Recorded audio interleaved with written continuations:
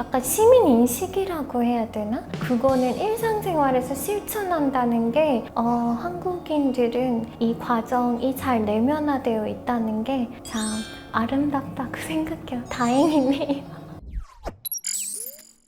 안녕하세요. 저는 이란에서 온 마후르입니다. 한국에 온 지는 1년 반 정도 됐어요. 현재 학생이고요. 학교를 다니고 있습니다.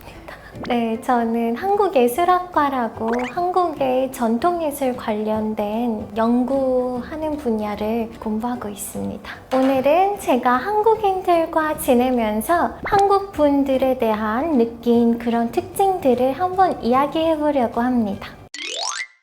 첫인상 실제로 봤을 때요.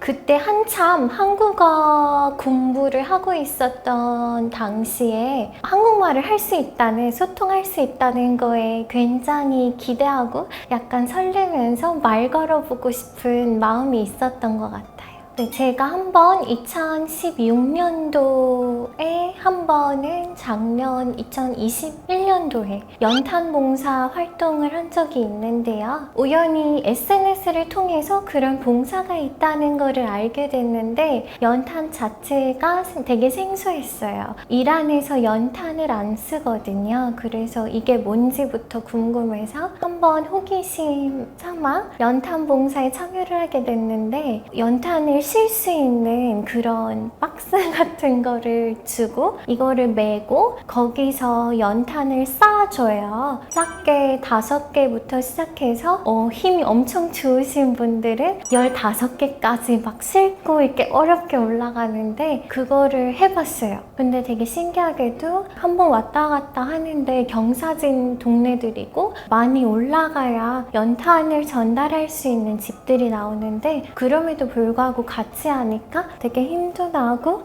이번에 더 많이 실어주세요 라고 하고 되게 좋았던 경험을 했던 것 같아요.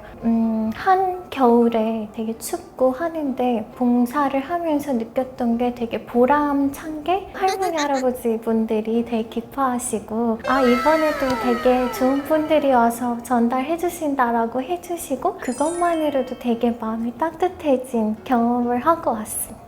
처음에는 이게 유사한 표현이 없어서 이게 무슨 뜻인지 좀 의아할 수 있을 것 같아요. 한국 사람들은 공동체를 되게 의식하고 관계에 맞게 좀 생활을 하는 문화가 깊이 있다 보니까 이걸 이해하면 맞게 잘 쓸 수 있을 것 같아요. 잘 뜻을 모르면 우리 남편이라고 하면 이게 도대체 무슨 말인지 좀 의아할 수는 있는데 가끔 저도 이게 습관돼서 이란을 얘기하고 싶을 때 우리나라라 우리말이라고 쓰는 경우가 있어요. 콘서트의 떼창부터 시작해서 한국인들이 유명하잖아요. 근데 역사적인 사건에서도 많이 나타나긴 하는데 대표적으로 촛불 집회가 있었는데 2016년 10월에 시민들이 박근혜 대통령의 하야를 요구하고 일반 시민인데도 불구하고 진보 보수 없이 다 같이 의견을 모여서 청계천부터 광화문까지 엄청 대규모의 비폭력적인 시위를 촛불 하나 들고 했던 경험이 있었던 걸로 알고 있는데요. 그것만 봐도 되게 전 세계적으로 이슈가 됐잖아요. 다른 큰 이슈들도 있음에도 불구하고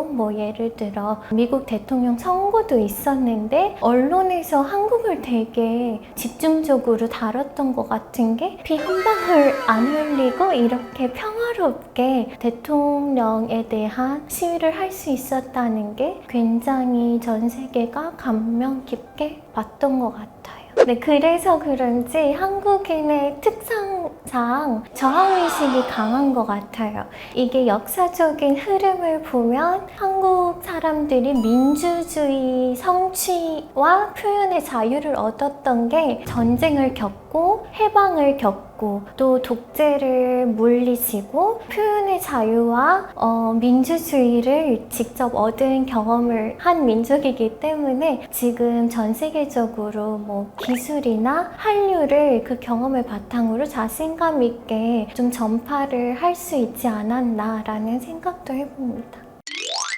98년도에 이제 하게 됐는데 그게 사실 새마을분녀회장님의 돌반지뿐만 아니라 성인, 뭐 귀금속들, 뭐 목걸이, 집에 있는 뭐그 금송아지 지금 와, 엄청난 98년 박스. 351만 명이 있어요. 와. 2조 5천억. 금은 국제적으로 통용되는 안전자산인데 한국에서 금이 한 돈에 얼마 거래되면 약간의 차이로 미국에서 똑같은 가격으로 거래가 되죠. 한국에 있는 자산 중에 안 떨어지고 있는 건 딱 하나만 뽑아봐. 그러니까 금이 오늘 문화방송의 근무와 뜬무와 경제를 살리시다 특별 생방송에는 일반 시민은 물론이고 종교인과 연예인, 경제인 등 각계각층의 손길이 이어졌습니다.